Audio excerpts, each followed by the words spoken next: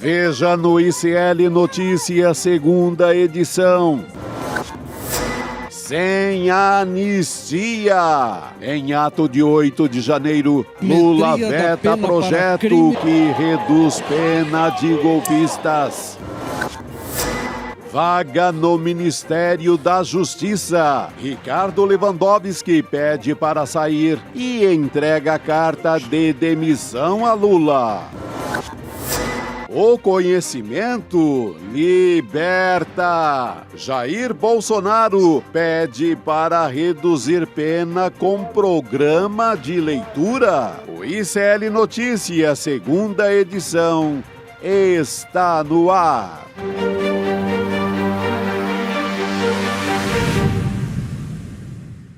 Olá, boa tarde. Seja muito bem-vindo, seja muito bem-vinda. O ICL Notícias, segunda edição, está começando. Já estamos ao vivo em todos os nossos canais do ICL Notícias. E ao meu lado, a formação dessa quinta-feira. Vocês se lembram que quinta-feira a gente tem uma formação aqui no começo do programa que já está mantida, né, Chico? Sim. Não se, é aquela velha história que não se mexe em time que está ganhando. Contrato renovado, né? Até a próxima janela de transferência.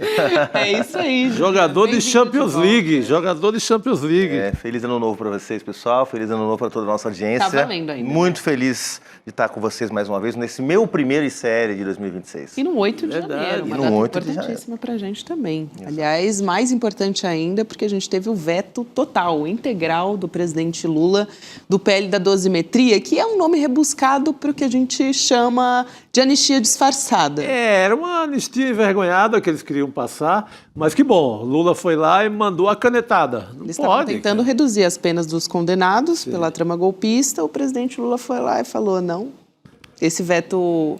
Ele foi assinado hoje, a gente falou aqui, dia 8 de janeiro de 2026, uma data importante, marca justamente o dia que a Praça dos Três Poderes foi o estopim, né, de uma trama golpista que estava sendo a gente trata sobre isso longamente aqui, mas que já estava sendo realmente organizada há bastante tempo, dos que não aceitaram o processo da democracia, perder as eleições. Então, o presidente Lula até evitou falar com todas as letras sobre o PL da dosimetria, mas ele falou sobre a importância dos direitos humanos, como parte da democracia. Então, a gente traz o trecho dessa fala do presidente Lula para começo de conversa aqui nessa quinta-feira. Vamos lá?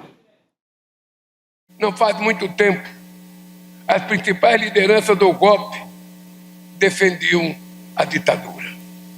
Eram favoráveis à tortura e zombavam dos que foram torturados.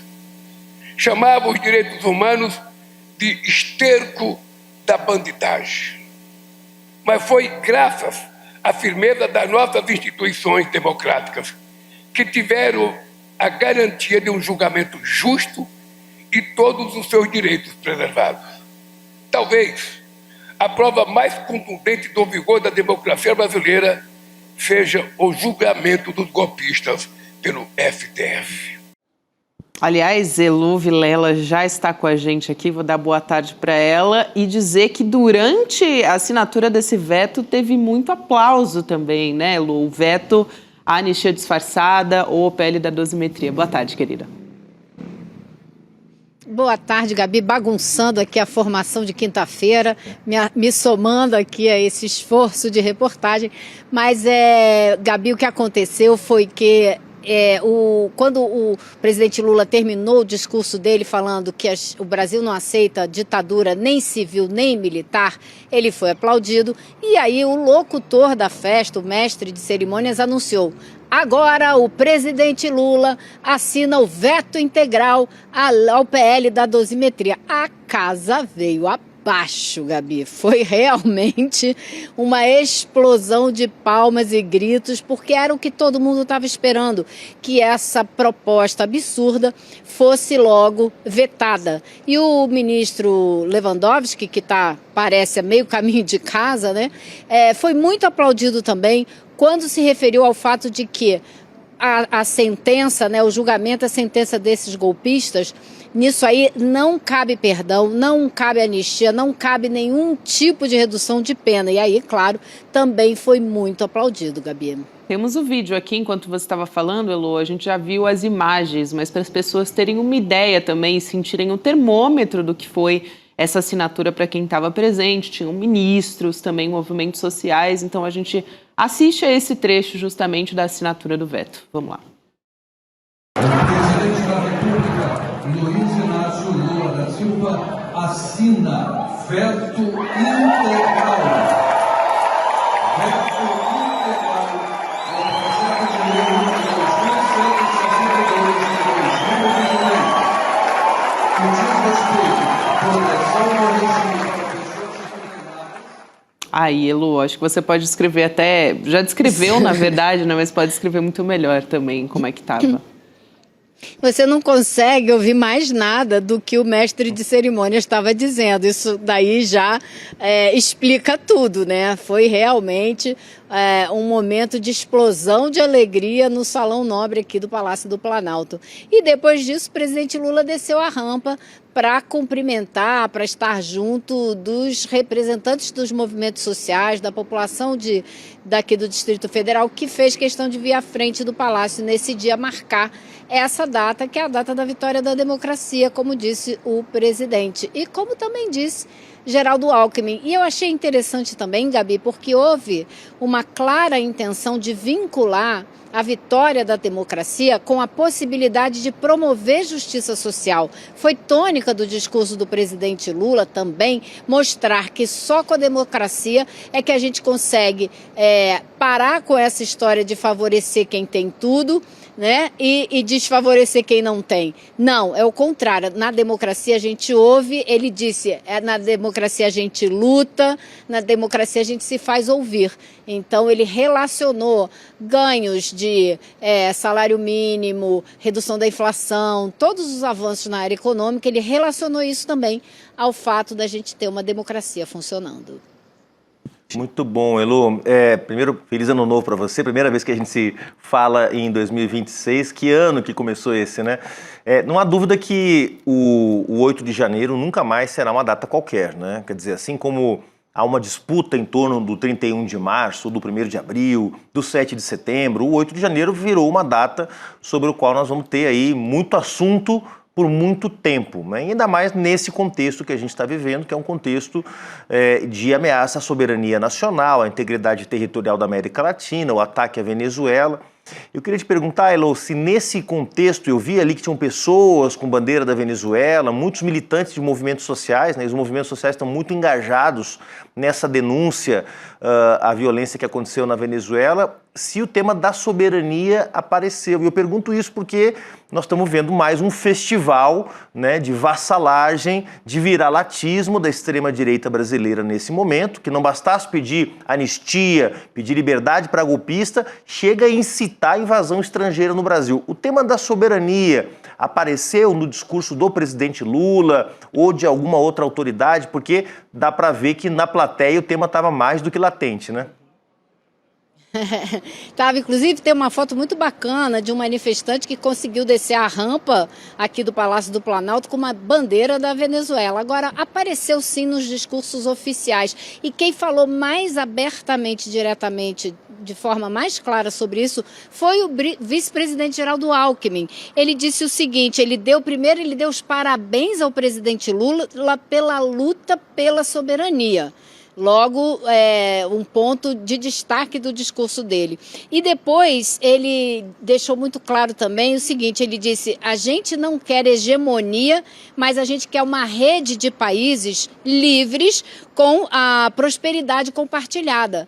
Ou seja, indo totalmente contra ao roubo dos recursos naturais da Venezuela que a gente viu os Estados Unidos levarem a cabo essa semana. Então, ele deixou isso claro e o presidente Lula também falou de uma maneira, eu não me lembro se ele usou a palavra soberania, mas ele disse que os traidores da pátria que queriam promover o caos na economia brasileira foram derrotados, né? Eu acho que, pelo que eu me lembro aqui, o presidente Lula não se referiu diretamente ao caso da Venezuela, mas ele se referiu a essa necessidade de derrotar os traidores da pátria e de defender a democracia, claro, e sempre vinculando bastante, isso eu achei interessante, com a possibilidade de promover justiça social, mas ficou a cargo do Alckmin fazer essa referência mais clara, mais direta, mais objetiva. Ô Chico, eu queria passar para você comentar também, para depois trazer os que continuam querendo trair a pátria, né? E dizendo que o presidente Lula está rasgando a bandeira branca da paz do Brasil, quando ele veta integralmente esse PL da dosimetria. Daqui a pouco a gente traz também o que a extrema-direita e também quem estava envolvido nesse PL da dosimetria está falando por aí nas redes sociais. Mas antes eu quero te ouvir. Gabi, não, isso é o tema também de hoje, né? Tá uma maior chiadeira por parte da oposição e ali ensaiando já a possibilidade de derrubar o veto. Nisso eu aproveito para registrar, né, as ausências que já eram esperadas do presidente da Câmara, o Hugo Mota, e do presidente do Senado, Davi Alcolumbre. Umas ausências que falam muito, né? Mostra de que lado estão em relação à democracia. Mas eu duvido que eles sejam usados ao ponto de fazer sessão extra, adiantar os trabalhos do Congresso e puxar esse tema. É ano de eleição, eu acho que essa moçada chegou a hora deles começarem a pensar na reeleição deles. Se continuarem com essa ladainha de anistia, dosimetria, eles vão perder nas urnas feio. Então, acho que a tendência é desistirem dessa queda do veto, desistirem de retomar o processo como eles queriam, diminuindo a pena, e começarem a cuidar das suas campanhas. É ano de eleição. Se não cuida, dançam nas urnas. Isso. Que, aliás, é um desejo nosso. Olha, né? Vai, Lu. Exato. E o Chico, o que eu ouvi hoje aqui no Planalto foi assim, muita serenidade, muita tranquilidade com relação a esse veto, o que não quer dizer que o governo acredite que não tem chance desse veto ser derrubado pelo Congresso. Porém, a gente sabe que na Câmara vai ser uma disputa assim meio difícil, porque o Hugo Mota não quer entrar em problemas com o presidente Lula a partir desse ano. Porém, essa decisão está na mão do Davi Alcolumbre. Ele é que tem que chamar a sessão do Congresso, porque seria uma sessão conjunta da Câmara e do Senado para botar em votação esse veto. E aí isso vai depender muito dos cálculos que o Alcolumbre esteja porventura fazendo a respeito do futuro imediato político dele e do grupo dele. Eu ouvi até um interlocutor aqui do Planalto dizer o seguinte, pode ser até que ele imagine que ele use isso como moeda de troca para o Flávio Bolsonaro desistir da candidatura. Ele diz, olha aqui, vou derrubar esse veto, vou botar para derrubar esse veto, mas você não se candidata.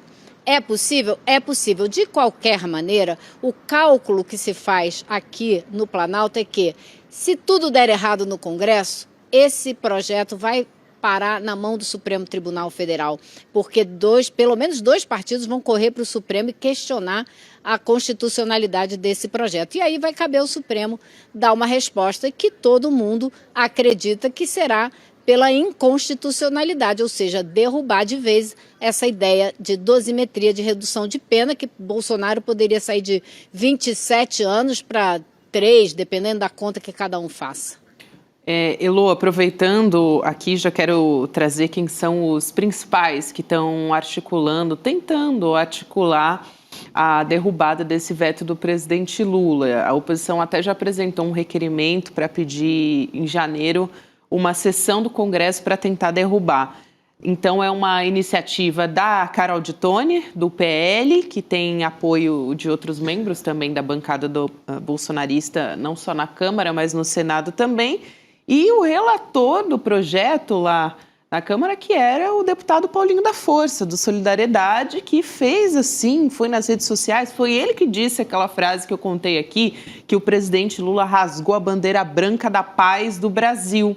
Aí ele criticou o veto, lógico, disse que essa decisão rompe com o esforço de pacificação institucional que foi construído no Congresso.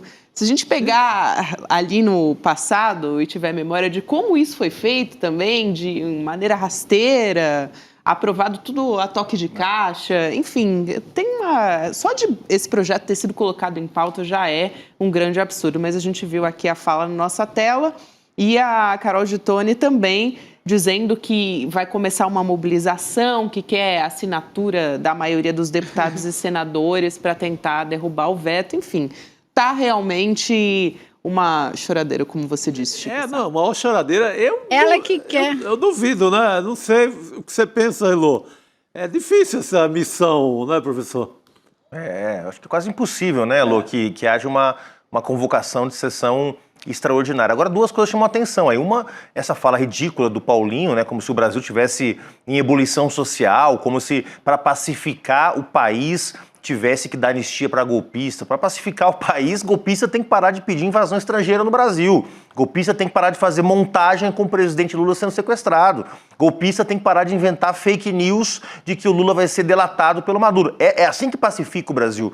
Não é dando carta branca para quebrar o Congresso Nacional, a Câmara dos Deputados, o STF, o Palácio do Planalto. Não é? Agora, um aspecto chama atenção. Seguindo as regras e cumprindo as leis, né? Assim que pacifica o país. Exatamente. Simples assim. Agora, Elô, você que estava aí dentro do Palácio, como é que repercutiu a ausência do Hugo Mota e do Davi Alcolumbre, né? Porque quando o Hugo Mota e o Davi Alcolumbre colocam para votar a anistia light, aí, a dosimetria, eles, na verdade, estão atendendo a um pedido do bolsonarismo, da extrema-direita, né? Porque é desgastante para eles votar esse tipo de projeto, não é o que a opinião pública quer, não é o que o país está debatendo, não é o que o povo precisa. Então, é sempre desgastante botar esse tipo de projeto só para atender um grupo de aliados. Eles fizeram isso, eles se desgastaram com isso durante semanas na Câmara e no Senado, embora a votação, como a Gabi disse, tenha sido muito rápida. Mas como é que repercute na base do governo, quem estava aí no Palácio do Planalto, na imprensa, a ausência de dois dos principais chefes de poderes, né? Quer dizer, o chefe do poder mesmo é o Alcolumbre, que é o presidente do Congresso Nacional.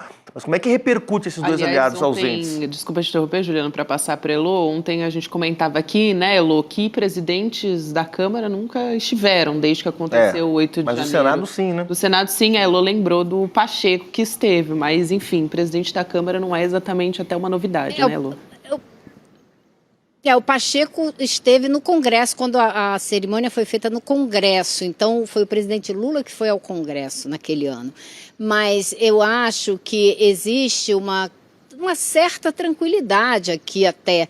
Eu conversei com o Randolfo Rodrigues, que é líder do governo no Congresso, conversei com o Lindbergh Farias, que é líder do PT na Câmara, e eles estão assim muito tranquilos de que não vai haver uma tentativa de derrubar esse veto, ou que não vão conseguir derrubar esse veto. E talvez o cálculo deles seja esse, muito parecido com o seu, Juliano, dizendo que quem é que vai querer se desgastar com a opinião pública, fazendo um novo esforço para derrotar a dosimetria, voltar com esse assunto, né, para tentar derrubar o veto e adotar a dosimetria.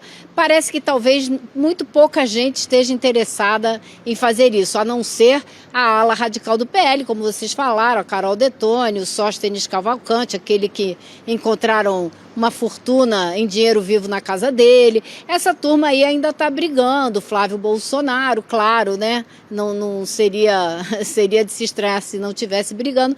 Mas fora isso, e o Paulinho da Força se juntando com essa turma, olha que onde foi parar, né? Mas aquela história morreu no Irajá, acabou no Irajá, né? Mas eu acho que vai ser difícil avançar com essa proposta, a não ser que o senador Davi Alcolumbre tenha algum cálculo político que o leve a querer muito colocar isso em votação em troca de alguma coisa. Caso contrário, a pauta que vai dominar o Congresso nesse primeiro semestre é o fim da escala 6x1, tanto pelo lado da oposição como da situação. Está todo mundo interessado numa boa pauta popular, com vistas, lógico, né, gente, à eleição no fim do ano. Tô com vocês, viu, gente? Acho muito difícil também, Chico. Até depois tem novidades em relação aos militares que foram condenados na trama golpista. Muita gente pergunta, e a patente, a perda do posto desses militares? Porque tem um simbolismo importante também de você tirar, né, o título desses militares de alta patente que estiveram na trama golpista também. Tivemos esse avanço, né, inédito no país, na nossa história, que é militar condenado, militar preso. Tudo bem que o Heleno conseguiu ali, aplicou o atestado, conseguiu ficar em prisão domiciliar, mas está preso, está condenado, está tirado de circulação. Não pode conviver na sociedade porque se você não quer o bem da democracia, você não pode conviver. Você está alijado ali do processo inteiro. Isso já é uma baita vitória, mas para completar o pacote tem que ser perder a patente. É isso. Porque eles andam por aí cheio de galhardia ali, né? De galão, de estrela, de não sei o quê. Está na hora de tirar aquilo tudo. Foi encaminhada essa história, até foi a própria presidente do Superior Tribunal Militar, a ministra Maria Elizabeth Rocha, que informou para o ICL Notícias, para nós aqui do ICL, que a Procuradoria-Geral da Justiça Militar vai apresentar na primeira semana de fevereiro essa representação que pode resultar nessa perda, né? E a Maria Elizabeth explicou também que as representações não vão ser distribuídas a um mesmo relator. É interessante observar isso. Então, cada caso vai ser analisado individualmente. Não é uma ação penal, são procedimentos, essa é a justificativa até jurídica, né, que avaliam a compatibilidade da conduta de cada um desses condenados com a permanência do outro lado no oficialato. E aí o foco do STM, nesse tipo de julgamento, é o comportamento que é atribuído a cada um desses réus aí nos episódios relacionados à trama golpista. Então, vai ser encaminhado.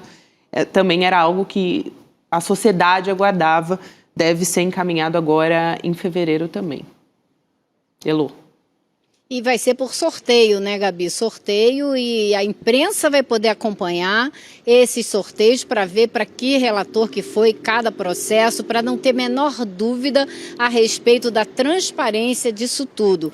Então, eu até imaginei que a presidenta do Supremo Tribunal Militar estivesse aqui hoje, porque vocês sabem como ela defende a democracia e condena a ditadura, né? Verdade. Mas eu falei com ela agora há pouco, ela me disse que não pôde vir, porque estava com compromisso de família fora de Brasília, mas ela ressaltou o seguinte, a gente não tem um precedente na história brasileira para o que vai acontecer agora no Supremo Tribunal Militar, porque nunca um general perdeu a patente. Isso pode acontecer agora pela primeira vez. Já vários militares já perderam patente em processos lá no Supremo Tribunal Militar, mas são todos, como ela disse, de coronel para baixo. General, nunca. E muito menos por tentativa de golpe de Estado, né, gente?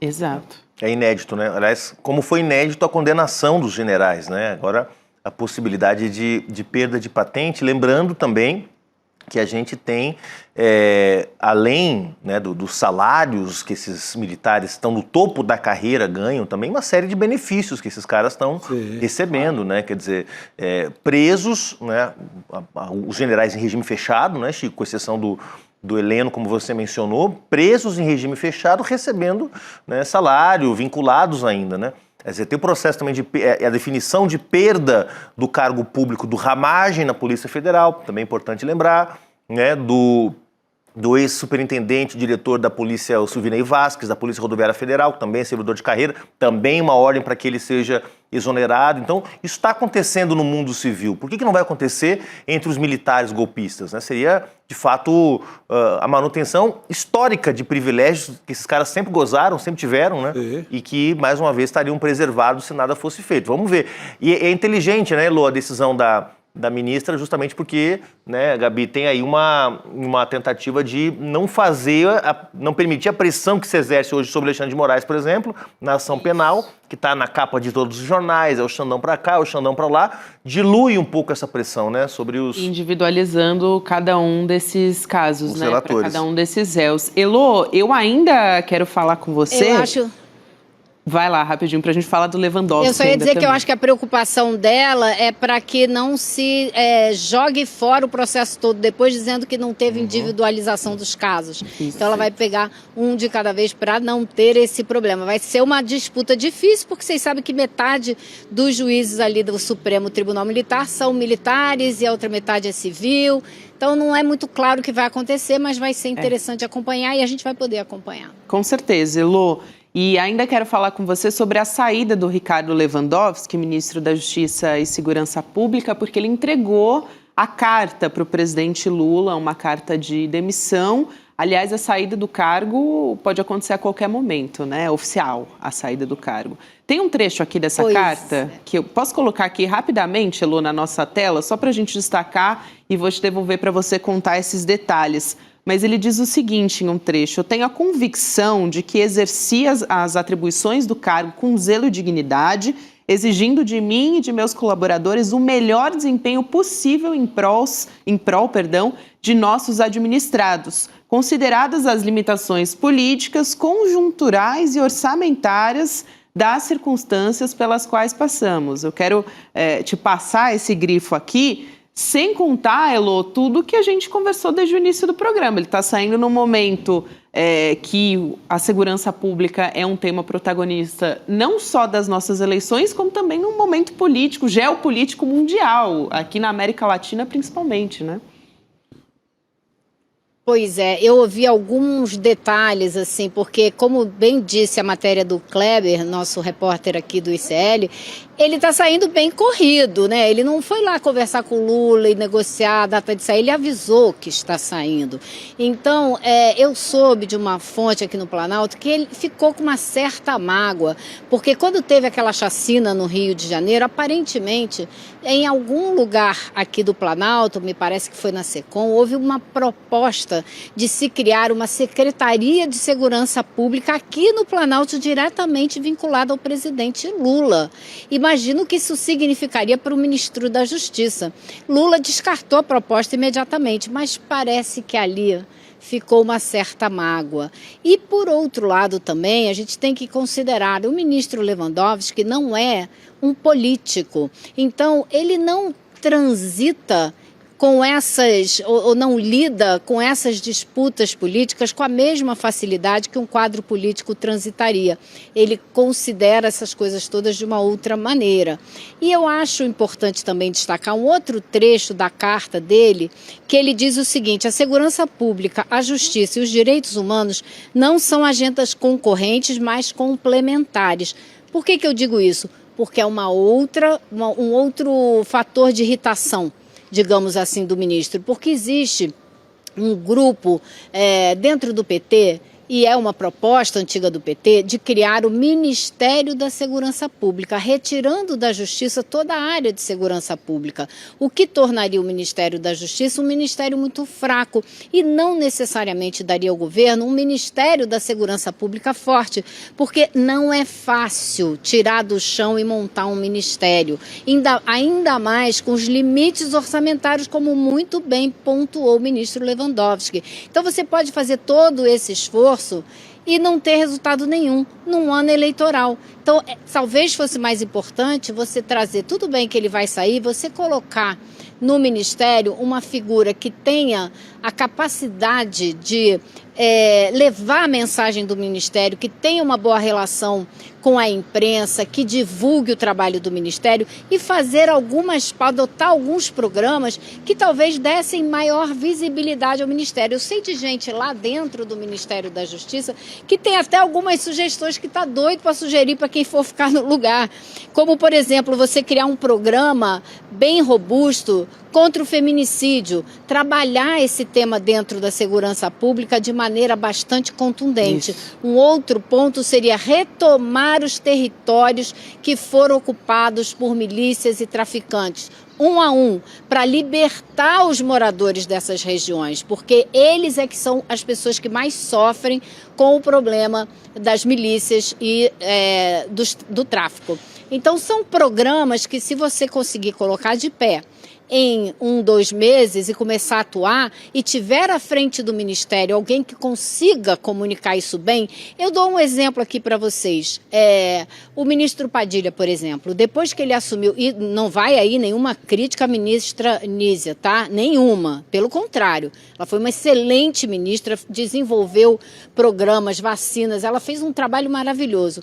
Mas o ministro Padilha tem esse traquejo de transformar as pautas, os programas em algo muito próximo da população, de levar o recado a uma pessoa que tem mais, sabe mais como fazer isso. É só isso. E talvez o Ministério da Justiça, e um político com boa relação com a câmera, com o vídeo, que sabe fazer isso. E talvez o Ministério da Justiça, nesse ano eleitoral, precisasse de alguém assim, com alguns bons programas para divulgar. Aliás, Gabi, Elô, Chico, essa é uma questão que vai agora ser pauta nossa aqui nos próximos meses, Sim, porque claro. até abril, uma dezena de ministros vão sair. Aliás, esse é um problema que a oposição não tem, né? Porque a cada saída gera a demanda de indicar um nome, esse nome não pode ser candidato. Tem os que vão disputar a eleição, tem os rearranjos, tem os rearranjos, né? Desmembrar a pasta em dois. E a Elô mencionou um tema que vale a pena lembrar. Davi Alcolumbre pode usar alguma coisa para ter moedas de troca em torno do PL da dosimetria. Está aí um bom exemplo. 10 ministérios, 12 ministérios que vão ter ministros substituídos. Aí pode ter algumas pressões vindo e o presidente Lula, com toda a sabedoria e experiência que tem, vai ter que lidar com isso com muita frieza, porque começou agora. A gente vai Lewandowski, saiu a notícia agora de que a ministra Aniele também vai sair, e aí vai uma pá de gente embora. Haddad logo na sequência. Imagina a cobiça, mas a Elô foi muito feliz na comparação no caso da Nízia. A Nízia Trindade, assim, é uma profissional que o Brasil tem raras dela, né, da área de saúde. Uma pesquisadora ligada à Fiocruz, um nome de uma competência sem limite. Mas não é política. Pecou na hora da comunicação, que é humanamente normal. Poxa, eu tenho que ser um marqueteiro e ser a maior pesquisadora da área de saúde do Brasil? E no momento de precisar aprovar uma PEC da segurança, né, Chico, precisa ser alguém que realmente passe isso para a população de uma maneira muito enérgica no ano de eleição, em que esse é um tema que vai ser decisivo que agora. Comunique, né? Que comunique de maneira muito forte. Tem um exemplo que eu acho que é o melhor exemplo do PT na área de segurança no Brasil, que é o exemplo do Piauí. O governo do Piauí, o item, quando pergunta a qualquer habitante de Teresina, do interior, qual a principal realização do governo? Segurança pública. O programa de devolução de celular, proteção contra facções, proteção aos bairros, é o melhor programa do governo do Piauí. Tem que começar a adotar esse tipo de coisa. Isso não é mostrado e não é ligado ao PT nem ao governo federal em momento algum. Então, precisa alguém que comece a fazer essas conexões. E também adotar programas que têm tido sucesso nos estados. Pô, é um estado governado pelo PT, o PT não aproveita. E lembrando, né, Chico, que o Lewandowski substituiu nada mais, nada menos que o Flávio Dino, que era um baita de um comunicador. Uma estrela, né? Um ministro que era uma das grandes vozes do governo no enfrentamento à extrema-direita. E a segurança pública, a pesquisa de hoje, pessoal, é a principal preocupação de 45% dos brasileiros. Então vai ser um grande tema da eleição. Não pode ter um ministro só técnico. Não pode ter um ministro que só dê declarações frias diante de algum... Porque abusos acontecerão. Nenhum governador controla as suas polícias, a gente já sabe, né? Fora que uma parte delas está bolsonarizada. Então, alto risco desse ser um tema desestabilizador do país, da política no país, e tem que ter um ministro que tenha jogo de cintura e capacidade de fazer política. Então... O ministro Lewandowski fez um belo trabalho, foram 2 anos, o presidente Lula tem que agradecer, valeu, saiu da sua aposentadoria para cumprir uma missão altamente complexa no Brasil, mas agora bota alguém bom de política, bom de comunicação, porque a gente sabe que segurança pública pode ser um dos grandes temas e será um dos grandes temas da eleição desse ano. É isso, né, Lu? Não sei se a Lu quer fechar aqui, mas a gente está no horário de liberar. Não, eu acho que é exatamente isso. Vai lá, querida, pode fechar. É exatamente isso. Então, vamos ver quem o presidente Lula vai escolher, porque ainda não tem nome. Lewandowski vai sair rapidamente de cena e não tem ainda um nome para substituí-lo. Ou nomes, então, né? vamos ver quem o presidente... ou nomes, falam no Andrei, da Polícia Federal, falam no Wellington César, não sei se vocês se lembram, que foi do Ministério Público da Bahia, chegou a ser ministro por 11 dias no governo Dilma, mas teve que sair porque tinha uma lei que falava que se você era do Ministério Público, tinha que ficar mais tempo fora para poder assumir um cargo desse, enfim, ficou 11 dias só. Agora parece que é um nome que também está sendo ventilado. Então, vamos ver como que o presidente vai resolver esse pepino. É um pepino mesmo, gente. É um tema muito importante, vai continuar sendo. Não, tem que ter nome político forte para o jogo duro, que serão os debates. Esses nomes podem ser tecnicamente muito bons, mas coloca eu acho que não é, a estatura tem que ser altíssima. Tem que ser nomão, né? Altíssima. Não pode ser. É prioridade máxima. É isso aí, Elô. Obrigada, bom final de semana para você, minha querida. Semana que vem estamos juntas de novo. Valeu. Ok, até, pessoal. Tchau, Elô. Boa noite, Elô. Aliás, antes de te liberar, Juliano Medeiros, que você sabe, né? Quando normalmente a gente tem essa movimentação, aqui a gente faz uma troca, mas eu quero lembrar todo mundo que a gente está num momento político importante e um dos temas também principais que a gente vem discutindo, até para a eleição, é economia. Tema fortíssimo também para as eleições de 2026 e para as previsões que temos sempre no começo do ano, hein? Já sabe do que eu tô falando. Mapa da Mina de 2026. Aquela velha história. É a economia estúpido. Isso. E olha que acertar a previsão nesse ano de 2026, com tudo que está acontecendo, olha, só para especialistas mesmo. Olha, na previsão do ano passado, o Edu Moreira, ele acertou em todas as previsões de 2025. 2026 a gente vai dar esse desafio para ele. Eu gosto assim, entendeu? De dar o desafio, porque eu sei que ele vai entregar. Sim. Então, chamar todo mundo para participar. Olha, tem o que o ICL acertou por conta do Edu, da Débora Maganha, em economia esse ano, é impressionante. Pegue a trajetória do dólar, compare com qualquer meio de comunicação do Brasil. Só o ICL estava na linha certa. Não vai estourar a boiada como vocês estão pensando. Não caiam nessa ladainha da Faria Lima. Era sempre o Eduardo e a Débora, era sempre a economia do ICL, que segurou essa onda contra a corrente de toda a mídia que é muito ligada ao mercado. Por isso, erra mais. E um ano com tarifaço, que ninguém pôde prever isso. O tarifaço foi exatamente no meio do ano, né? Podia ter... Quer dizer, a conjuntura aí super complexa do mundo podia ter atrapalhado bastante as previsões, mas mesmo assim, mesmo com todas esses fatos supervenientes, como se diz, o Edu e a Débora acertaram, impressionante. Então, fazer o convite para todo mundo participar, anota aí na sua agenda que vai ser uma quinta-feira, dia 29 de janeiro, 8 horas da noite, então um mapa da mina que vai trazer... as previsões para dólar, juros, principais bolsas do mundo inteiro, para você poder ter uma ideia, pisar em solo seguro para fazer os seus investimentos em 2026 ou até para começar a investir também. Então, participa junto com a gente. Vai em icln2.com.br, evento que sempre aqui é gratuito e também online. É só deixar a sua inscrição lá, não deixa de aproveitar, porque realmente vale a pena. No passado a gente acertou também, no anterior também, então já tem... esse histórico aí do ICL com o mapa da mina. Agora sim, Juliano. Agora sim, gente, foi um prazer voltar a encontrá-los em 2026. Professor. Amanhã estou de volta, mas agora vocês ficam com uma companhia muito melhor do que a minha, do queridíssimo Rodrigo Viana. Olha quem está chegando aí, Rodrigo Viana. Boa vez aqui.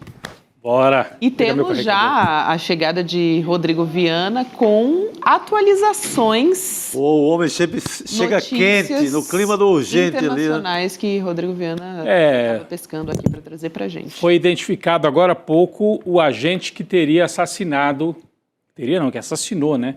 A moradora de Minnesota.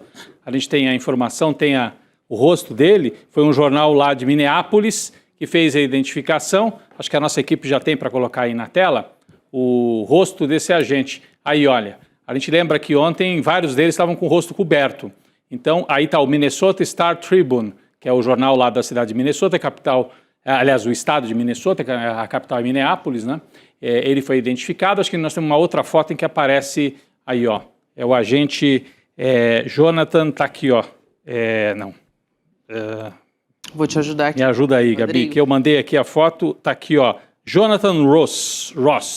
Jonathan Ross foi identificado. Esse é o agente do ICE que assassinou a mulher em Minneapolis, e continuam as manifestações por todo o estado de Minnesota e em algumas outras capitais também lá dos Estados Unidos. Gabi. Aliás, imagens que a gente trouxe aqui, tanto dos protestos, como também realmente do tiro a queima-roupa nessa mulher, que é uma mulher de 37 anos, uma cidadã americana, o que justamente ontem o Chico chama a atenção de que como isso pode...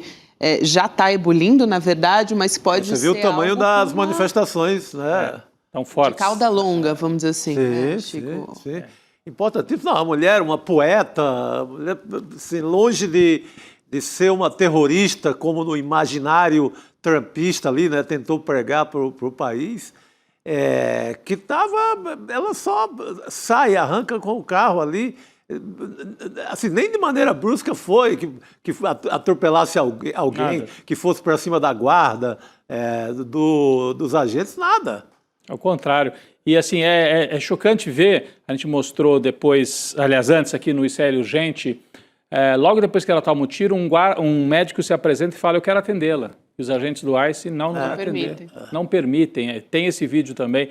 E aí diz assim, eu não me importo, nós temos paramédicos que estão chegando para atendê-la. E ela estava agonizando dentro do carro. Por isso que a população, debaixo de muito frio lá nos Estados Unidos, foi para as ruas para relembrar esta vítima do que a gente pode chamar, a partir de agora, de regime Donald Trump, né? Como é que a gente classifica o Donald Trump? Daqui a pouco nós vamos conversar com a Mauri Chamorro, né, analista internacional, e vamos detalhar um pouco mais o que está acontecendo nos Estados Unidos. Mas como é que a gente pode classificar? É um ditador? É um déspota? É um autocrata? Autocrata, que é um bom nome, que é um bom nome. Bom termo. Né? Até um debate que está acontecendo em um dos nossos grupos internos aqui do ICL. Né? Como chamar o Donald Trump? É ditador? Ah, mas ainda não é uma ditadura. Tem vários ainda contrapesos nos Estados Unidos. O próprio governador, né, de Minnesota, que apareceu dizendo, se continuar com isso, eu vou pegar um pedaço da Guarda Nacional que está aqui no estado e vou colocar contra o ICE. Isso, aí vira uma guerra civil. O governador, o prefeito, é uma área anti-trumpista, assim, uma área de resistência ao regime Trump, como você chama. Ao regime Trump. O prefeito, inclusive, chegou a ser cotado para concorrer no ano passado como vice. O governador de Minnesota foi o vice, né, da Kamala Harris. Então, é um momento de embate profundo e daqui a pouco a gente vai trazer mais detalhes na conversa com a Mauri Chamorro, ainda aqui no N2. É isso, a gente vai trazer os detalhes com o Chamorro também. Daqui a pouco o Dr. Fernando Ideu está entrando para conversar com a gente.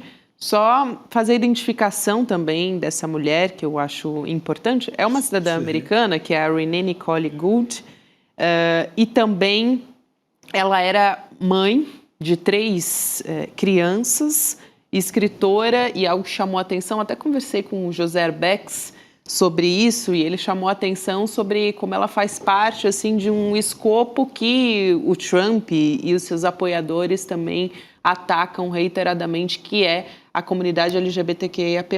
Então, tudo isso forma um caldo também que tem um simbolismo importante na mesma cidade em que, aliás, a menos de 2 quilômetros de distância de onde foi morto George Floyd. Ela leva os tiros dos agentes. Então, acho ela que... teve um primeiro casamento, né? Aí teve 2 filhos com esse companheiro, se separou e tem uma companheira agora, não é isso? Tinha, né? Porque faleceu. Tinha. Então, ela deu algumas declarações, algumas entrevistas. Enfim. Essa companheira dela, né? Tá então bom. é isso, é uma estadunidense com todos os documentos legalmente estabelecidos, e mesmo que não fosse, né? Quer dizer, atirar dessa maneira, quer dizer, a polícia atira quando não há confrontação absurda, não tem outro jeito. Mas a pessoa com o carro dá uma aceleradinha porque ficou assustada, levou um tiro no rosto e os agentes não deixaram ela ser atendida. E aí tem o áudio que ele fala assim, não me importo. Uma outra vizinha fala, o médico, deixa ele entrar, e o cara se apresenta, eu sou médico, eu sou aqui da cidade. Não me importo, ela vai ser atendida pelos paramédicos. E aí não chegaram, né? Não deu tempo. Ela já estava agonizando ali dentro do carro. Acho que esse caso ainda vai reverberar muito e a gente ainda vai continuar falando a respeito disso e de todos os mandos e desmandos também do governo Donald Trump. Vamos voltar mais uma vez o olhar aqui para o Brasil, chamar o doutor Fernando Ideu para conversar com a gente. Doutor Fernando Ideu, que é doutor em Direito Penal, advogado, professor Ideu, boa noite. Boa noite, tudo bem, gente? Sempre um prazer estar aqui com vocês. Boa noite. Prazer também, doutor Ideu. Olha, o caso que a gente vai falar, a gente traz aqui essa semana os desdobramentos de Jair Bolsonaro dentro da prisão. O ministro Alexandre de Moraes, lá do Supremo, anulou uma sindicância instaurada pelo Conselho Federal de Medicina para apurar uma suposta falha na assistência médica que foi prestada ao Jair Bolsonaro lá na cadeia. Porque o Moraes determinou também que a Polícia Federal vai colher em até 10 dias o depoimento do presidente do CFM, que é o José Irã da Silva Galo, aqui para trazer a identificação dele. O ministro, ele alegou que o Conselho Federal de Medicina não tem competência para apurar a atuação da PF, e a gente lembra também, e o próprio Moraes cita isso no relatório médico, que a própria Polícia Federal entregou, informando que o Jair Bolsonaro recebeu o atendimento adequado. Depois do tombo, ele caiu sozinho da cama essa semana na cela e teve os atendimentos. Até no começo, inclusive, disse que não precisava de atendimento. Depois a Michelle Bolsonaro entrou na cela e todo o caso a gente trouxe aqui, né, de que ele acabou sendo atendido e a investigação do caso foi feita. Mas, doutor Ideu, quero te ouvir a respeito disso, sobre essa atuação do CFM, né? E também, já, claro, o Alexandre de Moraes anulando essa sindicância. Gabi, muita gente busca desvirtuar esse debate, né, politizando indevidamente, então acho que é importante a gente colocar isso nos termos corretos, porque o que o Supremo decidiu não foi sobre a saúde do Jair Bolsonaro, né, mas simplesmente sobre a competência e a atribuição institucional. O Conselho Federal de Medicina, como é sabido, ele não tem poder correicional sobre a Polícia Federal, não pode avaliar o que a Polícia Federal está fazendo ou não, e muito menos revisar atos já submetidos a controle jurisdicional. Então, a execução penal, ela é jurisdicionalizada, né? E já tinha, há muito tempo, ordem expressa do Supremo garantindo o atendimento integral ao Jair Bolsonaro. Então, nesse ponto, a decisão é tecnicamente correta e quem agiu de modo equivocado foi o Conselho Federal de Medicina. Mas eu vou além, né? Eu acho que, para além do acerto da decisão do ministro Alexandre de Moraes, que corrigiu um desvio funcional do Conselho Federal de Medicina, é o tempo da gente questionar a postura da diretoria do Conselho Federal de Medicina.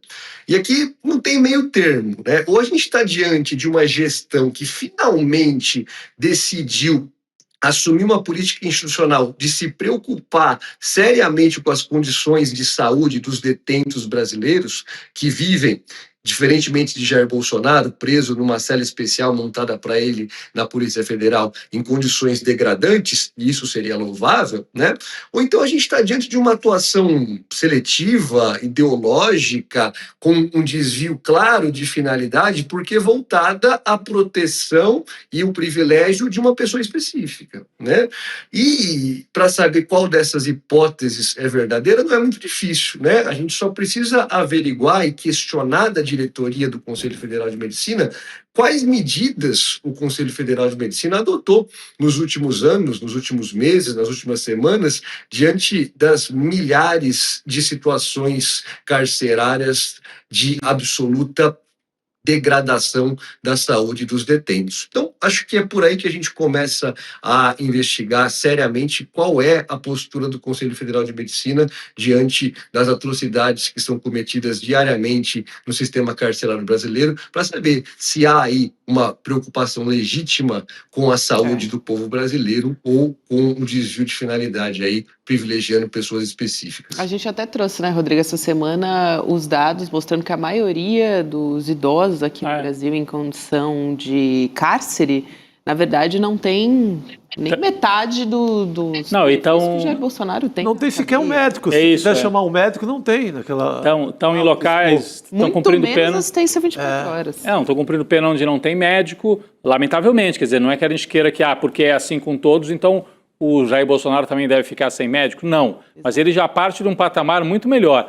Só para lembrar, o Conselho Federal de Medicina, é claro que é outra gestão, outra diretoria, mas num passado recente foi usado, ou se deixou usar, ou participou daquela campanha contra o Mais Médicos, né?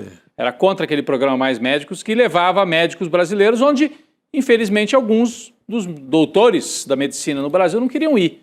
E aí, quando veio o Mais Médicos, fizeram campanha, disseram que era um absurdo, que o povo ia ser maltratado, porque passaram o recibo de que querem atender só nas regiões centrais, né? E não querem ir para o interior. Isso foi num passado recente. Agora estão sendo correia de transmissão do bolsonarismo, nesse caso específico. Então, Alexandre de Moraes, não tem aquela frase? O Conselho Federal de Medicina forçou o contato, veio o contato, né? Veio o contato. Então, assim, foi brincar de vamos proteger só o Jair Bolsonaro, porque se fosse um pedido para vamos fazer um levantamento e exigir que tenha médico em todas as cadeias do Brasil, ok, né? Aí sim, era uma campanha interessante. Pública. Vamos de humanizar caráter geral o sistema carcerário do Brasil. Sim, exatamente.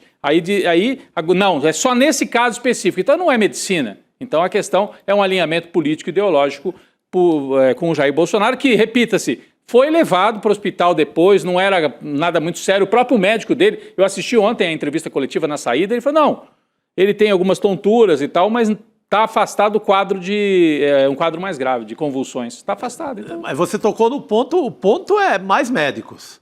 A grande bronca da categoria no Brasil inteiro foi o Mais Médicos.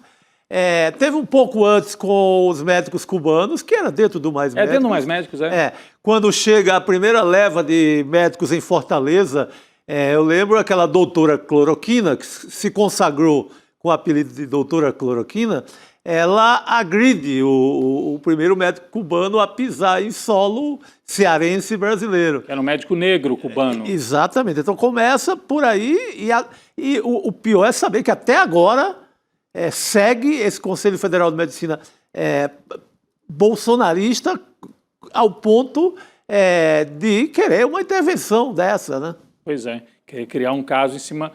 Assim, na verdade é o Bolsonaro que tá, uma atrás da outra, né? Ele não dizia que ele tinha saúde, como é que era? Tem saúde de atleta?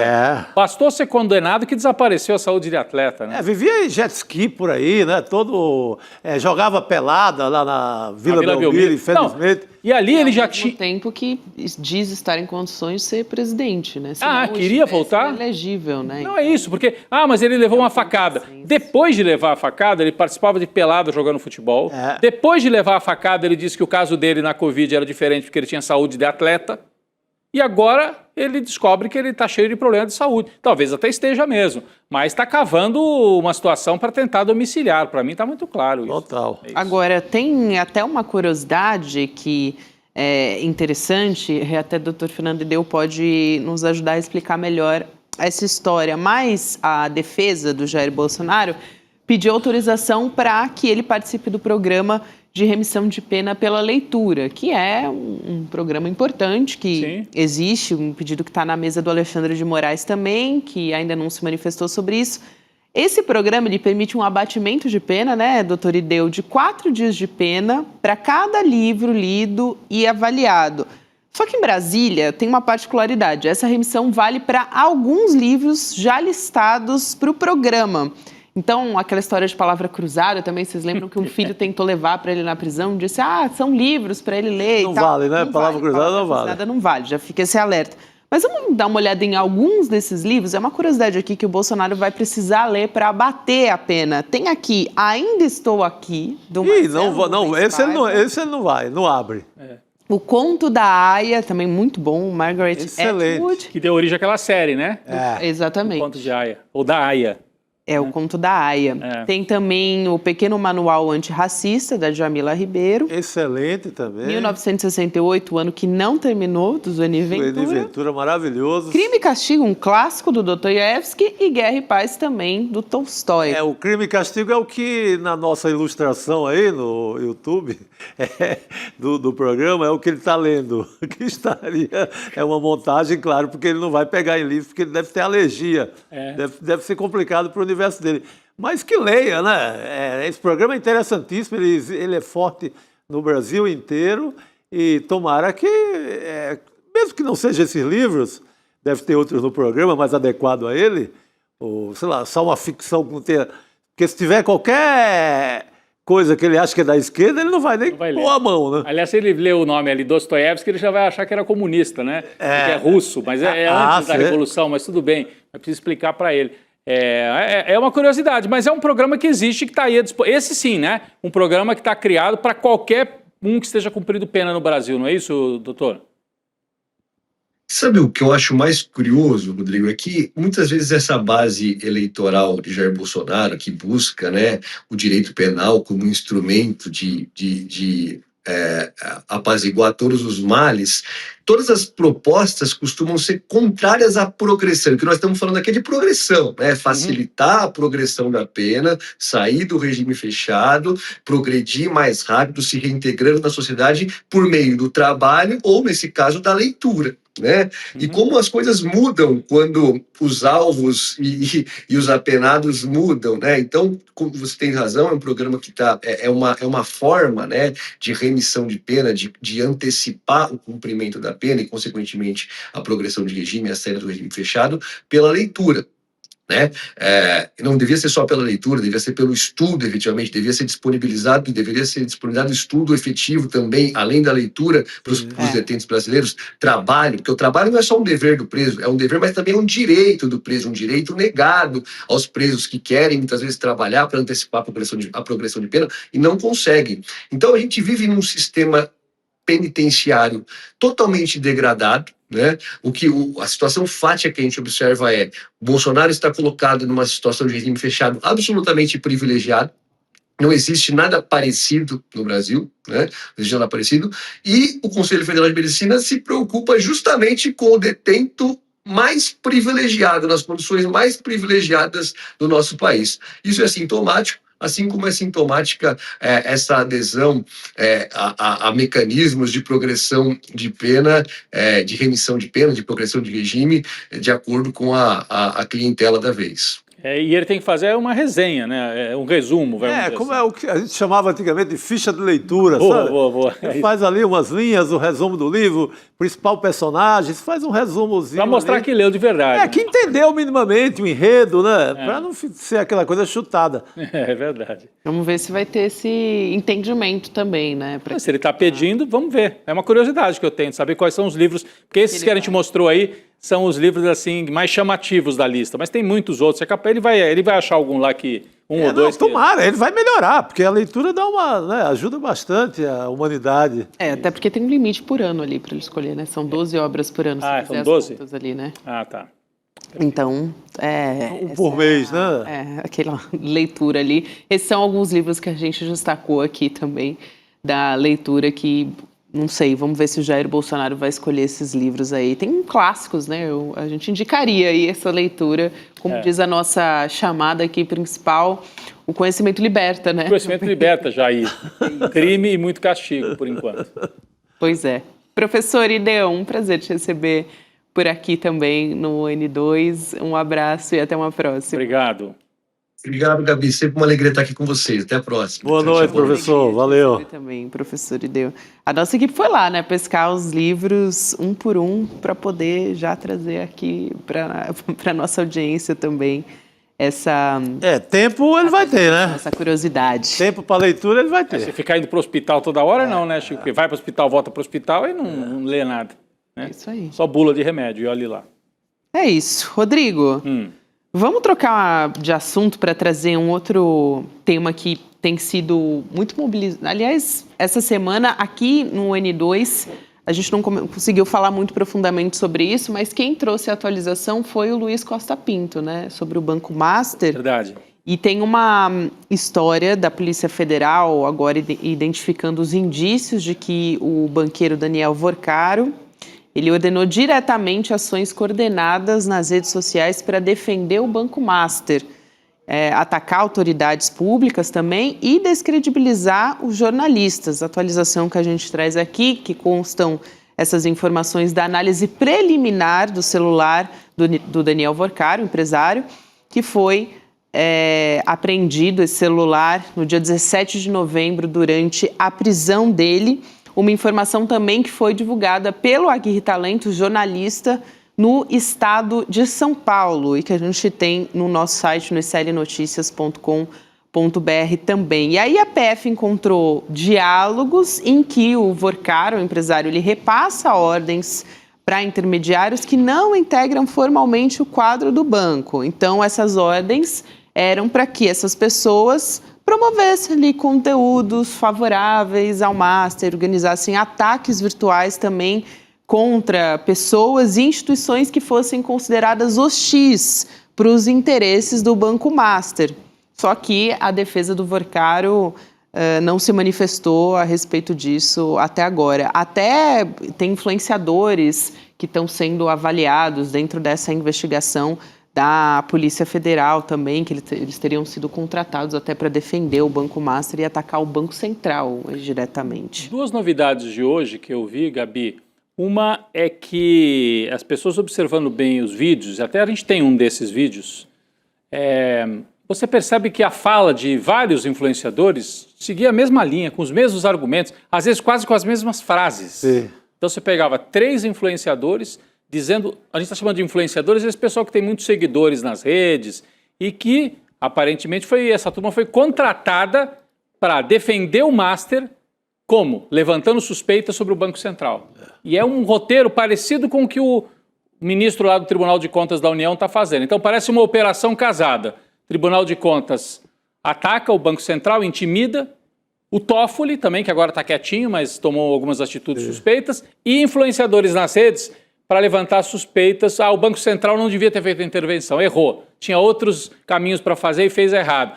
Tem um vídeo que você pega 3 influenciadores falando com as mesmas frases. Isso saiu hoje. Não sei se a gente tem à disposição aí. Acho que a ideia é nem rodar esse vídeo, porque senão também fica fazendo propaganda para essa gente, né? Isso é uma das coisas. A outra que saiu hoje, Gabi, eu não sei se você ia falar alguma coisa sobre o vídeo, Chico, não sei se quiser. A outra que eu vi agora há pouco no jornal, numa reportagem do jornal Estado de São Paulo, é que identificaram um dos sujeitos que fez os contatos com os influenciadores. E esse sujeito seria ligado ao Léo Dias, aquele colunista da fofoca. Da fofoca. Não é que o Léo Dias pessoalmente estava... Mas esse cara era administrador dos sites do Léo Dias e também, claro, lida com esse campo, né? Gente famosa, influenciador. E acessou os influenciadores prometendo, olha, você não quer participar, é um dinheiro bom. Então, tem a identificação já de um caminho para saber quem é que fez. Tem gente que ganhou 2 milhões, né, com essa brincadeirinha. Rapaz, que coisa louca. Resolve a vida no vídeo. Mas foi tão orquestrado que causou um barulho. Eu senti esse barulho em rede social, começa a pipocar e faz um efeito mesmo. As redes começam a questionar, será que o Banco Central está certo? Não é hora do TCU entrar mesmo? Assim, eles conseguiram o que queriam naquele momento, porque pegaram principalmente influenciadores de fofoca, que tem uma grande repercussão. Uhum. Não era nenhum assunto que eles costumam comentar, mas funcionou. Foi uma estratégia inteligente dentro do crime que eles passaram a cometer. A pergunta, eu até estava mais cedo num grupo, Gabi e Chico, não sei se vocês têm uma, perguntando quem comete o crime nesse caso? É o Vorcaro e a turma dele que contratam os influenciadores, e daí eles estão tentando fazer obstrução de justiça. E os influenciadores são criminosos também, ou eles estão só agindo de forma suspeita, Eles são coniventes, mas eu creio que há contratação. Quem pensa, quem arquiteta esse plano. E o Vorcaro faz isso depois que sai da cadeia, né? Acho que ele começou antes. Começa antes, mas eu vi nessa operação um motivo para prendê-lo de novo. É isso, tem que voltar para a cadeia. Porque você está interferindo no processo. E você está atacando instituições. Então, gente, eu acabei de sair da cela, eu já venho com essa história. Obstrução de justiça, né? No mínimo, o cara tenta... E teve efeito, sim. Eu vi muito... Cara, isso pipocou de um jeito e cresceu nas redes sociais. Essas teorias. Sim. De que o Banco Central foi muito apressado, a quem interessa. Tinha uma pergunta que todos fazem, a quem interessa essa operação tão apressada? Apressada nada. Apressada, já tinha... Tentaram dar golpe em tudo que é lugar, o Master já tinha vendido... já tinha feito contratos com Cláudio Castro, governador do Rio de Janeiro, já tinha tentado aquela negociata com o BRB, com o governador Ibanez Rocha, então já tinha feito um estrago sem fim, nada apressado, mas foi uma coisa muito bem orquestrada. Se tem alguém criminoso, eu acho que é o banqueiro nessa história. Mas os influenciadores não estavam também de coitadinhos, eles sabiam que estavam sendo contratados para defender alguém que está sendo acusado de um crime. Então, uma questão mais ética, vamos dizer assim. Ética, mas eu já vi alguns colegas nossos até me mandaram aqui, você participar de uma ação que pode levar à interferência de um processo é também crime, ainda que eles possam alegar, mas espera aí, eu não sabia que era para ajudar o Vorcar. Eles vão ter uns atenuantes na justiça. Vão ter atenuantes. Né? Mas, olha, gente, e mostra que tem uma roda aí, né, nas redes sociais, tem o algoritmo das redes sociais e tem esse outro mecanismo aí operando, que é um mecanismo de alguém pagando bem, você pode botar 10, 20 sujeitos com muitos seguidores que mudam o debate num dia. Não só o debate, né? Essa disseminação não se tem controle. Depois, para você conseguir desmentir uma informação, ela já... Imagina uma ação dessa há 2 dias da eleição. Não tem como conter. Depois você vai investigar, mas daí já foi a eleição. Tempo. Depois, agora vamos investigar. E a nossa justiça eleitoral, do jeito que funcionou um pouco com o Xandão. Mas agora vamos lembrar que a eleição vai estar sob o olho do Cássio. Cássio com K. Do Cássio com K, ministro do Bolsonaro. Imagina o esforço dele para correr atrás de fake news. Com o Alexandre de Moraes, ele foi muito rápido em muitas questões. Conseguiram derrubar fake news assim, de um dia para o outro. Agora vai ser, assim, pelo perfil do Cássio, ministro bolsonarista, essa coisa vai correr solta. Você faz uma operação dessa, com muita grana, 2 dias antes da eleição, você muda muito o voto. Muda. E eu dizia, teve os influenciadores atacando e junto com eles, por isso que era uma operação que tinha uma inteligência por trás, junto com eles aquele ministro Jonathan do TCU. Daqui a pouco a gente vai chamar o nosso convidado, Rodrigo, mas é importante essa informação também. Suspendeu aquela inspeção em loco. Ele queria fazer uma inspeção no Banco Central. Para apurar a atuação do Banco Central. Então ele estava junto com os influenciadores, a mesma operação. O TCU ia ser usado para investigar o Banco Central, em vez de investigar... E assim, quem estava fazendo sacanagem, vamos usar o português, claro, era o Banco Master. Mas o TCU queria virar o jogo e mandar uma apuração para dentro do Banco Central. Como é que chama isso? Uma inspeção. Agora ele voltou atrás. Ele sentiu.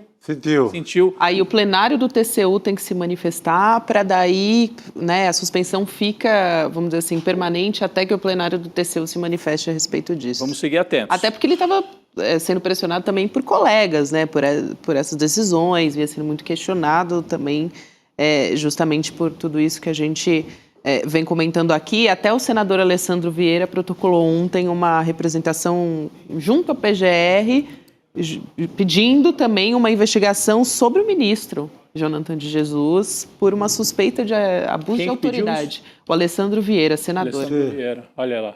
Então, senador, nesse caso... Era matéria do nosso site, né? Isso, matéria do nosso site também completa lá em srnoticias.com.br. Tudo bem. Vamos voltar a trazer aquele caso também de Minneapolis. Agora há pouco colocamos aqui na tela a manchete, né, Rodrigo, do jornal Star Tribune, identificando o agente do ICE que assassinou a Renee Nicole Good, de 37 anos, uma cidadã americana, escritora. O nome dele é Jonathan David Ross, como a gente já trouxe aqui, e foi descrito por autoridades federais como um policial experiente e que vem tendo uma grande participação nas prisões do ICE desde o ano passado, agora com a diferença que ele assassinou uma cidadã americana. Não se trata, nesse caso, de imigrantes, né? Porque o alvo do ICE principal são os imigrantes. Vamos chamar aqui o Amaury Chamorro para conversar com a gente. O Amaury, que é consultor em comunicação política. Chamorro, bem-vindo. Bem-vindo. Boa tarde, boa noite. Boa um abraço noite, a todas e a todos que escutam. Obrigado pelo convite. Prazer te receber. Agora há pouco a gente conversava sobre o simbolismo dessa cidade, né? Foi um caso onde teve o assassinato do George Floyd, também onde as manifestações do Black Lives Matter pipocaram, começaram com muita força, e se isso tem um potencial também, Chamorro, a partir do que vem sendo feito pelo governo Donald Trump, incluindo Venezuela, enfim, todos esses desmandos dessa última semana, principalmente, se isso tem um potencial, uma manifestação que pode levar até uma pressão mais forte contra o Trump. Bom, historicamente nos Estados Unidos, sempre que há violência do Estado contra a população, seja contra os negros, contra os latinos, historicamente, nos últimos 100 anos, você tem uma reação popular. Está aí a marcha do Martin Luther King, a gente tem também da questão das últimas grandes mobilizações contra o governo de Donald Trump pela violência policial e pela reação, de alguma forma, racista e despretensiosa, digamos, do Donald Trump em relação ao que está acontecendo na violência contra o povo negro dos Estados Unidos. Agora, ainda o Donald Trump, apesar de ter um desgaste em alguns setores migrantes, há uma aprovação, de maneira geral, por aqueles votantes do Donald Trump, ele está um pouco consolidado. Ainda a votação que ele poderia disputar, né, para a eleição agora nas intermediárias, essas eleições para o parlamento dos Estados Unidos, ele pode ser prejudicado, sim, e perder espaço e força em alguns setores específicos. Porém, o sequestro do Nicolás Maduro, ele ajuda a consolidar a força do Donald Trump com os setores migrantes latinos. Apesar da perseguição da polícia, né, dos Estados Unidos, das forças de segurança, para encontrar e poder tirar do país à força migrantes que estejam em condições não legais dentro do país, você tem um certo equilíbrio, porque há em estados chaves onde você tem um voto latino muito importante, que é o caso da Flórida, você tem no Texas, que são votos muito mais conservadores, inclusive dos próprios latinos. Então essa atitude de invadir a Venezuela, sequestrar seu presidente, ajuda a consolidar e, de certa forma, blindar no voto latino mais forte. Agora, sem dúvida, essas populações negras, latinas, mais progressistas, um pouco mais do norte dos Estados Unidos, principalmente naquele setor mais ou menos, aí a gente pode ter um pouquinho Califórnia e principalmente Nova York, aí a situação muda. Realmente, a gente não pode olhar os Estados Unidos de uma maneira um pouco igual, né? Assim, cada região você tem uma postura diferente, está aí o resultado a eleição para prefeito de Nova York. Agora, lembrando que nesse caso a vítima foi uma mulher branca, né? Não foi uma imigrante, Exatamente. Foi uma mulher branca, deve acender alguns alarmes, quer dizer, inclusive entre eleitores que não são eleitores mais à esquerda, eleitores conservadores até, mas que não querem um regime autoritário nesse nível avançando contra todos, porque o que fica claro eles vão pegar os ilegais, mas quem passar pela frente deles, com a autorização que eles têm, eles atiram agora, né? Ontem ele chamou a atenção aqui, Amaury, que é uma polícia que não usa logotipo no carro. Você não sabe quem vai sair de dentro daquele carro. Né? Lembra aquelas operações na Argentina, na ditadura, os Falcons, né? Lembra aquele carro famoso que eles usavam a polícia para sequestrar? Aqui no Brasil também, nas veraneios, né?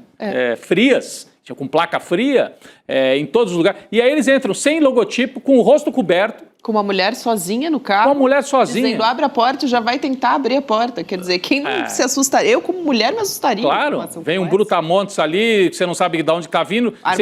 Armado. E aí a mulher tentou desviar e foi morta. Então, você não acha que pode haver alguma mobilização junto à população? Eu não estou falando das chamadas minorias, dos latinos, dos afrodescendentes, mas também do eleitor médio, vamos dizer assim, aquele do meio do caminho, que não é trumpista radical. Você acha que a essa altura o Trump está mais forte ou está mais fraco? E o que pode significar esse... que são as duas coisas, né? Você estava tentando fazer uma leitura das duas coisas. O sequestro do Maduro ajuda, de um lado, o Trump, por absurdo que possa parecer para nós, Mas, de outro lado, essa mobilização contra a violência também pode assustar algum outro tipo de eleitor, né?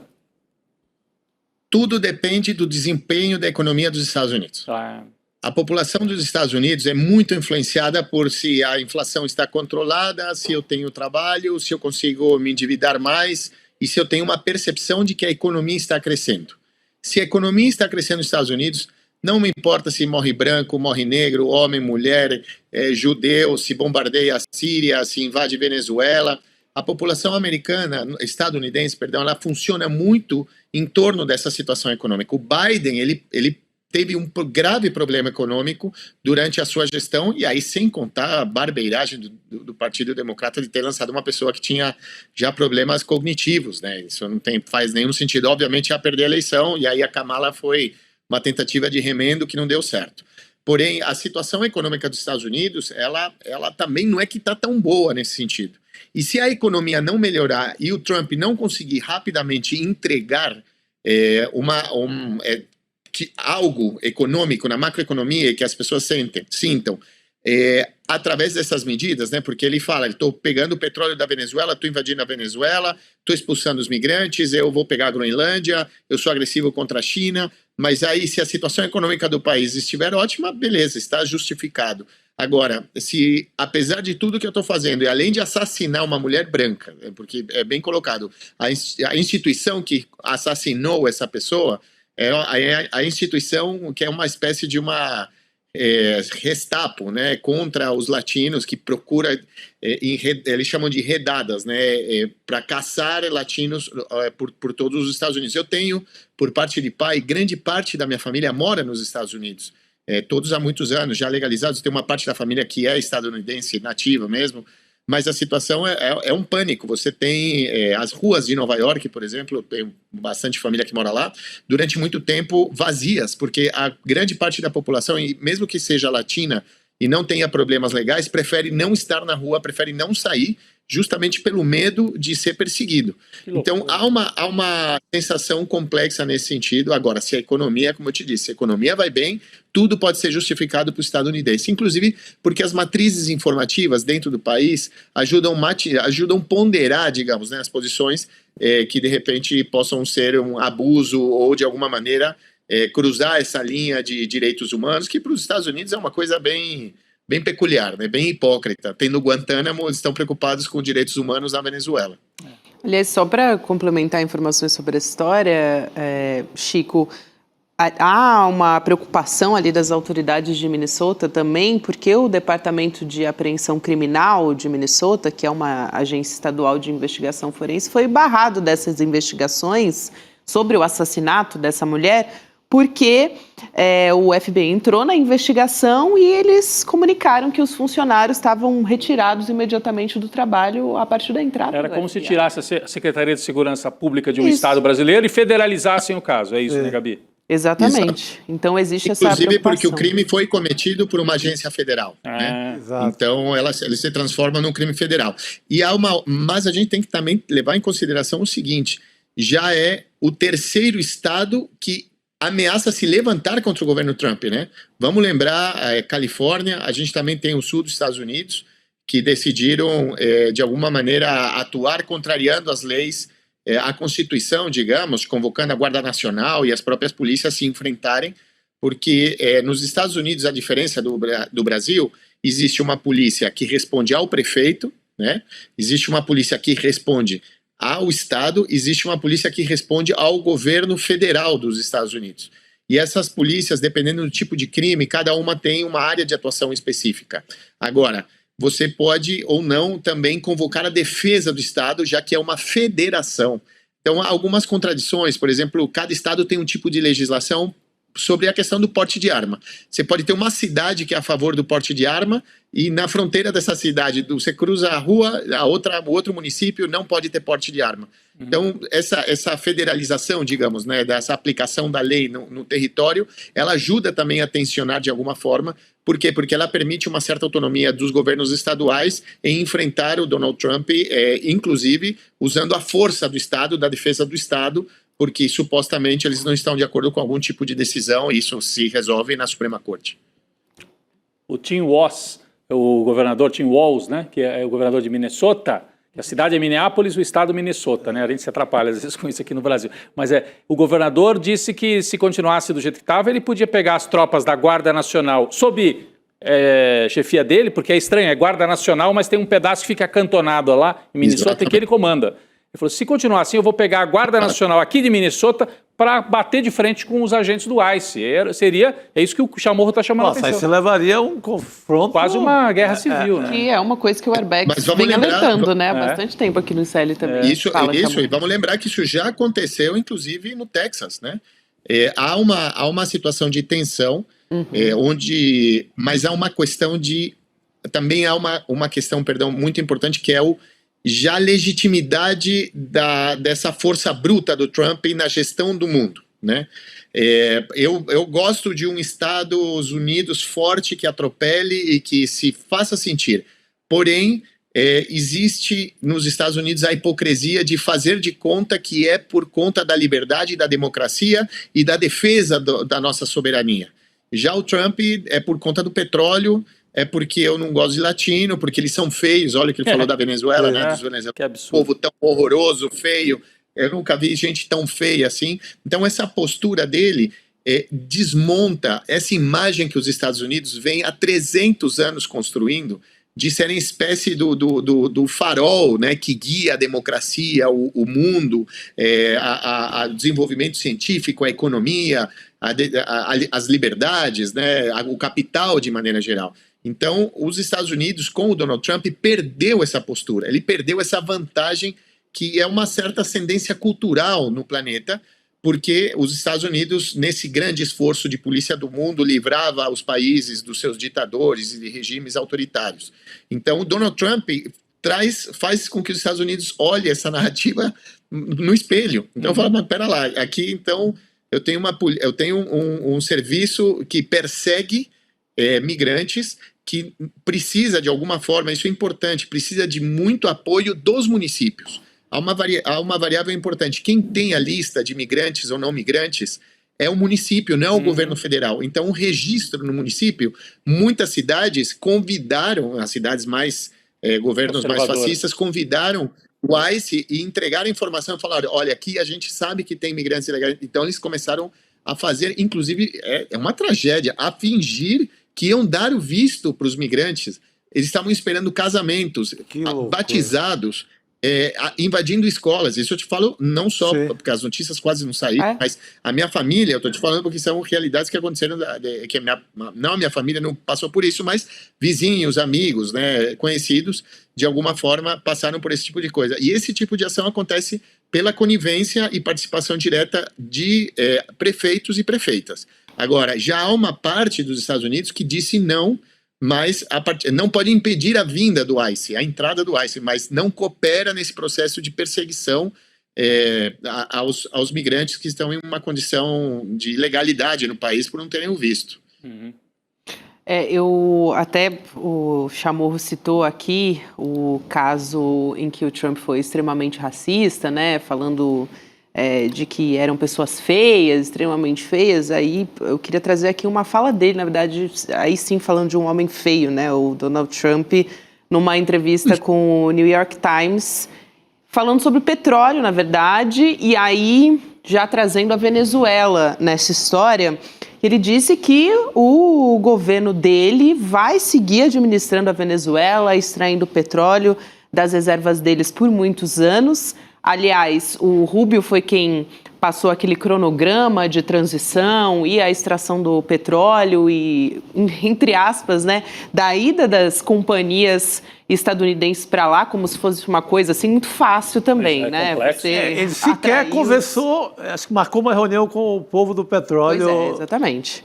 Dos Estados Unidos, né? Aí, só que para trazer a fala do Trump, ele foi questionado, né, por quantos anos a invasão de Washington a Caracas iria durar, e aí o Trump disse que só o tempo vai dizer. Ele falou o seguinte, vou abrir aspas para o Trump, vamos reconstruir a Venezuela de uma forma muito lucrativa, vamos usar petróleo e vamos importar petróleo, vamos baixar os preços do petróleo e vamos dar dinheiro à Venezuela, que precisa desesperadamente disso. Quer dizer, ele está dizendo, a gente vai explorar e é a gente que vai dar o dinheiro. Alguém acredita realmente que o Trump Não, vai dar o... mas eu acho que o principal dessa frase é a hora que ele fala vamos trazer petróleo, porque daí bate com aquilo que o Chamorro tinha dito de mexer com a economia interna dos Estados Unidos. Se ele conseguir, é que isso leva tempo, né?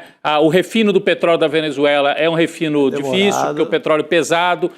Não é de um dia para o outro que ele vai subir a importação de petróleo para os Estados Unidos. Mas se ele conseguir, isso vai levar alguns anos, eu imagino, ele pode ter um reflexo na economia, não é isso, Amaury?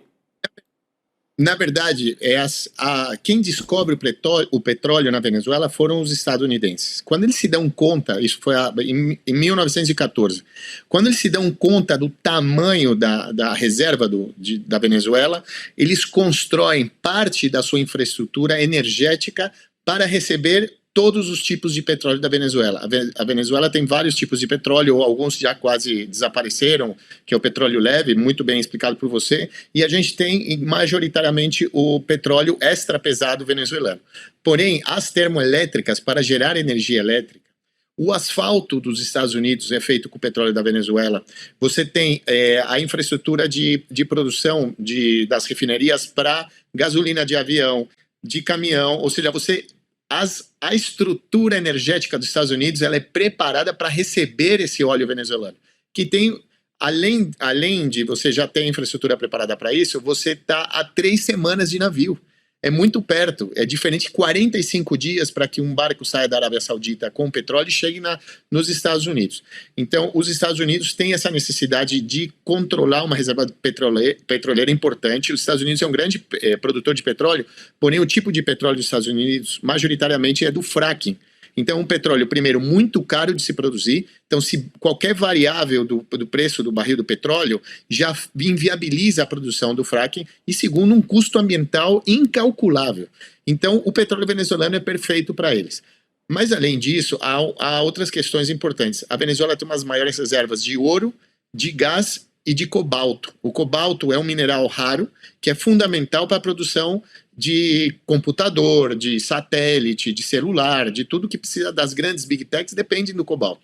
E a Venezuela tem a segunda maior reserva de cobalto do mundo, que inclusive na região amazônica, às vezes você pega uma pedra, essa pedra é uma pedra de cobalto, não é que você precisa fazer o buraco no chão, ela está praticamente na superfície, então o custo de extração é muito baixo. Então, para os Estados Unidos, é fundamental você ter o controle da Venezuela para você ter acesso mais barato a esse petróleo, porque há um déficit na economia dos Estados Unidos, agora gerada, inclusive, porque alguns países petroleiros, inclusive a Arábia Saudita, já decidiram negociar parte do seu petróleo sem estar vinculado ao dólar. E isso desestabiliza o dólar como uma moeda internacional. Então, se os Estados Unidos perdem essa capacidade, eles precisam ter acesso rapidamente, muito facilmente, do petróleo que não seja da Arábia Saudita. Então, esse domínio para os Estados Unidos é fundamental. E o que eles estão pressionando é que a Venezuela venda mais barato o petróleo em relação ao que se vende no mercado internacional. E isso não vai acontecer. Ele pode falar, pode bravejar, pode fazer o que ele quiser, mas a grande indústria de petróleo que está em torno do Donald Trump sabe que não é preciso vender mais barato. Isso daí é muito mais uma bravata para dizer que eu consegui, dominei, ajoelhei o governo venezuelano para fazer o que eu estou mandando, mas no final das contas, para os Estados Unidos, é fundamental você ter esse acesso. Os Estados Unidos nunca deixou de comprar petróleo, nem com Chávez, nem com Maduro. Todos os dias saíam milhões de barris de petróleo direto para os Estados Unidos, saindo da Venezuela, apesar do bloqueio, e aí eles triangulavam forma de pagamento, ou você tinha, de alguma maneira, também triangular que o petróleo saía da Venezuela, parava em alguma ilha do Caribe, aí trocava de barco para chegar. Tipo, não há problema em relação a isso.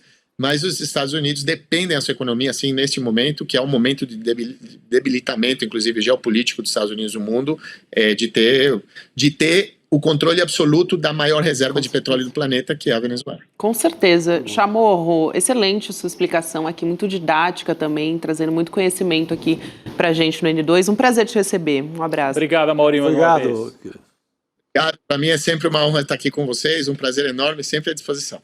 Abraço, até uma próxima. E a gente vai chegando aqui aos finais, hein, Rodrigo Viana? Quinta-feira hoje, aos finalmente. Parece que nós estamos em dezembro já, hein? Que coisa impressionante. Parece dezembro. Primeira semana. Essa semana eu disse que era o dia 99 de janeiro, né? 99. Porque, boa. Olha, realmente. Nós estamos em 99 de janeiro. O negócio vai esticando. Isso aí. Amanhã, a partir das 7 horas da manhã, a gente está de volta com a nossa programação e a gente aqui no Uni2 também estaremos online e operantes. É isso aí. Valeu, Até amanhã. Boa noite. Em 2025, o mercado financeiro errou todas as previsões para dólar, bolsa e tudo mais. Mas isso não é surpresa. O mercado tem interesse por trás de todas as previsões. E quando você entende só metade do caminho, você vira refém dos coaches e do mercado financeiro que são patrocinados por bancos. É por isso que eu e o Eduardo Moreira preparamos algo de especial. O Mapa da Mina de 2026, no dia 29 de janeiro, às 8 horas. Uma aula para quem quer previsões independentes para 2026, sem interesse de banco por trás. Você vai entender o que se espera de verdade para dólar, bolsa, juros e fundos em 2026.